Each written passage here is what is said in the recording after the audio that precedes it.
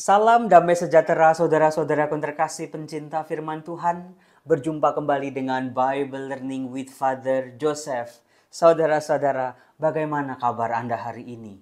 Apa yang menjadi kesibukan-kesibukan Anda di 3 hari terakhir ini? Ya sudah pasti Romo, sibuk ke gereja lah Romo untuk merayakan secara khusus, dibantu dengan permenungan-permenungan di Bible Learning, bagaimana Paskah harus dipersiapkan dengan hati yang bertobat, dengan hati yang sudah dibersihkan, lebih memaknai peristiwa demi peristiwa yang kita rayakan selama 3 hari suci. Silakan di kolom komen Anda kalau mau, silakan kita bersharing. Anda misa di mana, Anda apa yang Anda lakukan. Romo 1 jam sebelumnya harus sudah ada di gereja Romo. Parkiran penuh, macet, dan juga panas terik misalnya. Silakan, tapi juga jangan lupa silakan Anda tulis juga di antara peristiwa-peristiwa liturgi 3 hari suci, mana yang paling menyentuh kehidupan Anda. Atau tokoh mana dalam kisah sengsara yang paling menyentuh kehidupan Anda. Silakan kita saling sharing. Kalau saya di Kamis Putih itu saya bertugas di paroki Stanislaus Kotska di Kranggan, di daerah Cibubur, paroki baru. Parokinya bagus, tetapi yang bisa saya rasakan adalah ketika pembasuhan kaki. Saya harus membasuh umat yang diangkat menjadi rasul. Saya nggak mau semua itu cuma formalitas saja. Saya harus menampilkan diri sebagai pribadi Yesus sendiri. Ketika membasuh kaki mereka bukan asal-asalan tapi membasuh pakai hati. Kemudian juga saya lap, saya basuh sampai bersih kakinya. Saya cium, kemudian saya pandang wajah bapak-bapak itu. Pandangan yang penuh kasih bagaimana Tuhan mengasihi kita. Kemudian ketika saya sudah mencucikan itu kan ditampung di baskom ya, itu hitam airnya. Saya jadi betul-betul tersentuh. Dulu Tuhan Yesus begitu mencintai para muridnya, begitu mencintai kita. Perbuatan yang seharusnya dilakukan oleh para budak atau para pelayan, dilakukan oleh Tuhan Yesus buat kita, mencuci kaki para rasulnya. Di situ saya menyadari, ternyata bukan berarti rasul-rasul itu pantas kakinya untuk dicuci oleh Yesus. Tuhan Yesus yang mencuci kaki mereka tahu persis apa-apa saja yang mereka akan lakukan sebentar lagi. Pengkhianatan, penyangkalan, pergi meninggalkan Dia. Di situ saya merasa betul-betul, saya nangis ketika mencium kaki satu persatu dari para rasul itu. Betapa Tuhan itu mencintai saya. Dan saya juga yakin Tuhan begitu mencintai kita semua. Itulah indahnya liturgi Kamis Putih. Kemudian di hari Jumat Agung, saya bertugas di paroki Villa Melatimas Santo Ambrosius. Di situ jam 12 siang, saya mengajak umat untuk masuk dalam ibadah penghormatan salib. Ada yang mencium, ada yang hanya tunduk hormat, mencium pakai masker tentunya. Di situ saya betul-betul begitu masuk tanpa ini dengan lagu gereja hening, gereja berduka atas wafat Yesus. Dalam keheningan, dalam kekosongan, kita diajak juga untuk mengosongkan diri. Ketika saya bertiarap di depan altar, saya coba untuk memaknai betapa salib, tanda kehinaan menjadi simbol kemenangan saya. Betapa salib tempat Sang Juru Selamat tergantung. Bagaimana salib menjadi alatnya Allah untuk menebus dosa umat manusia. Kita manusia ini yang berdosa, kita dimiliki oleh kuasa maut. Lalu Allah menebus kita dengan hidupnya, dengan wafatnya di salib, supaya Allah bisa membawa kita bangkit bersama Dia. Saudara-saudara, di situ saya pun merasa begitu tersentuh, terlebih ketika menyanyikan Pasio. Waktu itu tidak dinyanyikan tapi dibacakan. Saya memerankan sebagai Yesus ketika saya menjawab, "Siapakah yang kamu cari? Akulah Dia." Di situ betul-betul saya mencoba menyelami itu pakai hati. Dan di situ saya mulai merasakan sungguh-sungguh indahnya rahmat Tuhan. Peristiwa-peristiwa sepanjang penangkapan Yesus, pengadilan Yesus, Dia dijatuhi hukuman mati, pengkhianatan demi pengkhianatan. Saya mencoba memahami apa yang dialami oleh Tuhan Yesus. Salah satu yang paling menyentuh saya adalah ketika Pilatus meminta orang-orang Yahudi untuk memilih siapa yang kamu pilih untuk aku bebaskan. Yesus dari Nazaret atau Barabas. Tetapi saudara-saudara, mereka malah memilih Barabas. Coba kalau Anda jadi Yesus, kalau kita jadi Yesus, tidak dipilih. Orang-orang tidak di pihak kita. Kita dimusuhi. Malah mereka lebih memilih seorang penjahat dibandingkan dirinya. Coba apa yang Anda rasakan. Kemudian juga di malam Paskah saya juga bertugas di Paroki Villa Melatimas, ibadah cahaya. Lampu-lampu di gereja dipadamkan. Simbol, lambang dari kegelapan kita karena dosa. Karena dosa di masa lalu, entah dosa kita ataupun dosa orang-orang di sekitar kita, membawa kita hidup dalam kegelapan. Gak ada harapan lagi, gak ada terang lagi, gak ada penghiburan dalam kehidupan kita. Kita menjadi anak-anak gelap. Kita lakukan dosa-dosa kita dalam kegelapan, secara sembunyi-sembunyi, supaya tidak banyak orang yang tahu. Kalau orang banyak tahu, kita bisa malu. Itulah kuasa dosa, saudara-saudara. Tetapi dengan cahaya Kristus. Kristus cahaya dunia, syukur kepada Allah. Saudara-saudara, bukan sekedar liturgi-liturgi yang panjang dan membosankan. Tetapi rahmat itu ditampilkan oleh gereja secara indah. Tidak terburu-buru, dirasakan, dirayakan dengan hati. Dengan persiapan yang matang. Di situ saya langsung, wah, luar biasa. Ada cahaya kembali dalam hidup saya yang gelap. Ada sebuah harapan lagi. Ternyata harapan saya bukan sekedar harapan manusiawi. Tapi ada Tuhan yang percaya pada kehidupan saya bahwa saya bisa. Saudara-saudaraku terkasih, saya kasih tahu kepada Anda. Kalau Anda pergi ke gereja hanya menjadi penonton saja peristiwa-peristiwa yang luar biasa itu.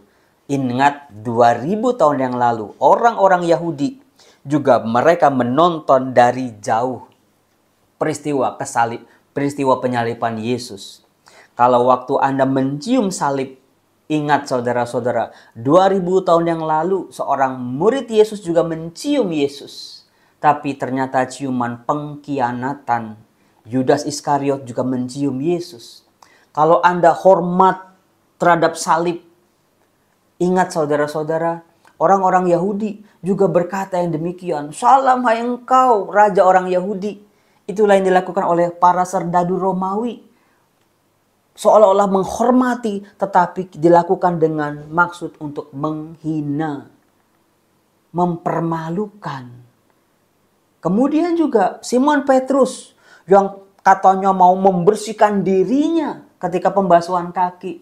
Tetapi kita lihat di hari-hari berikutnya, dia menyangkal Yesus sampai 3 kali. Saudara-saudara, rangkaian liturgi Trihari Suci bukan tontonan. Sebab kalau hanya menonton, kita pasti gagal dan tidak merasakan apa-apa. Tidak ada kuasa gelombang kebangkitan hidup bersama-sama dengan kita. Maka dari itu saya Romo Yosef mengajak Anda semua untuk bukan hanya menikmati Paskah tahun demi tahun sama aja ke gereja, udah macet, udah sibuk, udah segala gedebak-gedebuk. Tapi coba bayangkan dalam benak Anda. 1. Pengalaman kasih. Apakah kita sudah merasakan pengalaman kasih betul-betul oleh Sang Maha Kasih? Oleh kuasa kasih super besar. Oleh kuasa kasih yang bisa memulihkan kehidupan kita. Yaitu kasih Tuhan sendiri. Coba Anda sediakan waktu Anda untuk hening sejenak.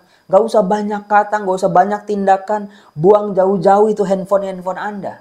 Fokus hanya dengan Tuhan. Tuhan, bolehlah aku merasakan sedikit saja pengalaman dikasihi oleh kasih yang sempurna itu.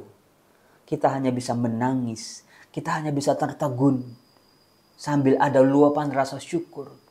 Tanpa itu saudara-saudara, Paskah hanya menjadi ulangan-ulangan kaset rusak yang sangat membosankan. Itu yang pertama. Biarkan diri kita dikasihi.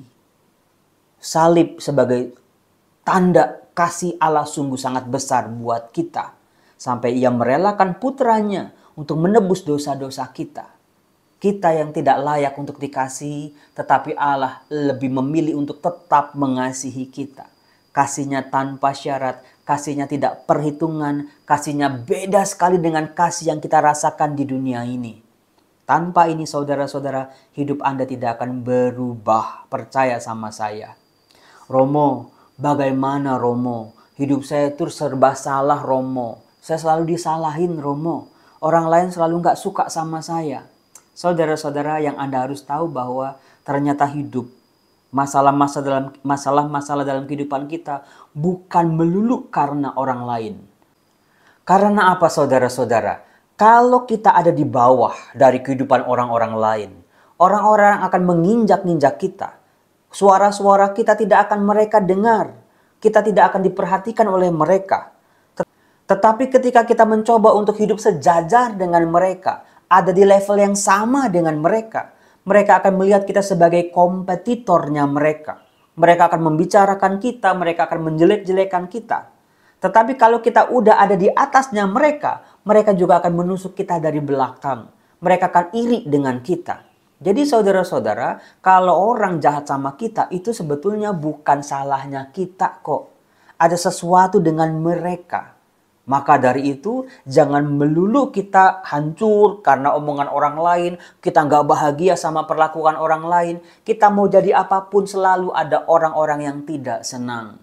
Maka dari itu saudara-saudara, fokuslah terhadap pribadi-pribadi yang sungguh-sungguh mendukung kehidupan kita. Keluarga kita, sahabat-sahabat kita, rekan sekomunitas kita. Karena hidup kita adalah soal bagaimana relasi kita dengan Allah. Biar Allah yang menilai, bukan orang-orang lain. Orang-orang mah tahu apa tentang hidup kita. Tahu apa ketika kita nyungsep. Tahu apa ketika kita sakit. Tahu apa ketika kita gagal. Mereka cuma bisa ngomong doang yang suci-suci, yang baik-baik. Kita berbuat apapun, ada yang suka, ada yang gak suka. Maka berhentilah mulai dari sekarang hidup demi menyenangkan orang lain. Karena apa? Hidup kita untuk menyenangkan hati Allah. Itu yang pertama, saudara-saudaraku yang terkasih. Lalu yang kedua, tentang bagaimana ke depan. Coba di hari Paskah, Anda temukan, Tuhan, apa yang Engkau harapkan untukku, yang aku harus perjuangkan lagi setelah Paskah ini. Tuhan mulai tuntun aku, supaya aku bisa menjalankan kehendak-Mu dalam kehidupanku. Supaya semua harapan-harapanku menjadi ya dan amin dalam kehidupanku, asal aku berjuang bersama Engkau. Biar aku boleh merasakan Paskah dalam kehidupanku, kebangkitan dari segala keterpurukanku. Saudara-saudara, masa Anda mau sih hidupnya begitu-gitu aja? Kayaknya berlimang sama dosa, berlimang sama kesalahan, berkubang sama lumpur-lumpur dosa. Ada kuasa Tuhan, ada tangan Tuhan yang turun untuk menggapai kita. Tuhan yang turun untuk menggapai kita akan tidak jadi apa-apa kalau kita diam aja. Tetapi sambut uluran tangan Tuhan itu. Sambut momen itu. Jangan sampai kehilangan momen. Apa yang saya sebut dengan kairos. Kairos dalam kehidupan kita adalah saat ini. Bukan kemarin, bukan 10 tahun yang lalu, bukan juga besok, bukan juga tahun depan. Kairos kita hari ini. Saat Anda mendengar renungan ini, inilah salah satu kairos dalam kehidupan Anda. Jangan pernah sia-siakan rahmat dalam kehidupan kita. Bisa jadi rahmat tidak datang 2 kali. Kesempatan emas tidak datang untuk kedua kalinya. Maka dari itu saudara-saudara, berhasil atau gagalnya kehidupan kita di dunia ini tergantung apakah kita bisa melihat kairos, waktu perkenanan Tuhan, pertolongan Tuhan, tangan Tuhan yang hadir dalam kehidupan kita. Lalu juga apakah kita mau bekerja sama dalam aliran rahmat itu. Biarlah kita menjadi rekan kerjanya Allah untuk mewarnai dunia. Sejelek-jeleknya kita, serapuh-rapuhnya kita, sekurang-kurangnya kita. Ternyata Tuhan Sang Pencipta melihat ada sesuatu yang sangat bernilai dalam kehidupan kita. Tuhan mau mengajak kita untuk bekerja sama, mewujudkan kerajaannya di tengah dunia ini. Maka dari itu saudara-saudaraku yang terkasih, Paskah jangan biarkan berlalu atau lewat begitu saja. Tangkap betul-betul keindahan-keindahan rahmat yang disediakan oleh gereja. Apakah Anda tahu peristiwa Paskah dari Minggu Palma, Kamis Putih, Jumat Agung, malam Paskah sampai Hari Raya Paskah adalah warisan yang kita terima dari gereja perdana, dari zaman para rasul. Usianya sudah 2000 tahun lebih, betul-betul mampu menuntun gereja di tengah segala macam badai-badai kehidupan dunia. Gereja masih bisa bertahan. Jangan sampai dalam hidup kita tidak merasakan apa-apa. Kita tidak melihat apa-apa. Keindahan Paskah tidak akan terlihat ketika Anda datang ke gereja nunduk aja gitu. Kalau saya dari altar itu saya melihatnya, oh umat saya kok berdoa-berdoa. Tetapi ketika saya lihat dari belakang ternyata nunduknya adalah main handphone. Saudara-saudara yang terkasih, berilah waktumu yang berharga, yang terbaik buat Tuhan. Kalau Anda sudah bisa melakukan itu, Tuhan siap memberikan yang terbaik untuk kehidupan Anda. Nah, saudara-saudara, ada 2 pesan Paskah yang bisa saya tampilkan saat ini untuk Anda. Ada 2 jenis tanaman. Yang satu sebelah kiri, sebelah tangan kiri saya, yang kedua sebelah kanan saya. Coba Anda pilih yang mana? Pohon yang sebelah kiri atau pohon yang sebelah kanan? Coba tulis di kolom komen, kiri atau kanan. Karena di balik botol-botol ini ada pesan. Udah? Oke, saya bongkar. Yang kiri dulu. Kita diminta oleh Tuhan untuk rendah hati, artinya lebih banyak koreksi diri dibanding menghakimi orang lain, mengadili orang lain, apalagi melihat kesalahan orang lain. Kita diajak untuk lebih rendah hati. Lalu yang kedua ini, kalau Anda pilih ini ada pesannya supaya kita jangan menyerah, selalu penuh semangat setiap hari. Salam damai sejahtera, saya Romo Yosef mengucapkan selamat Paskah untuk Anda semua. Salam.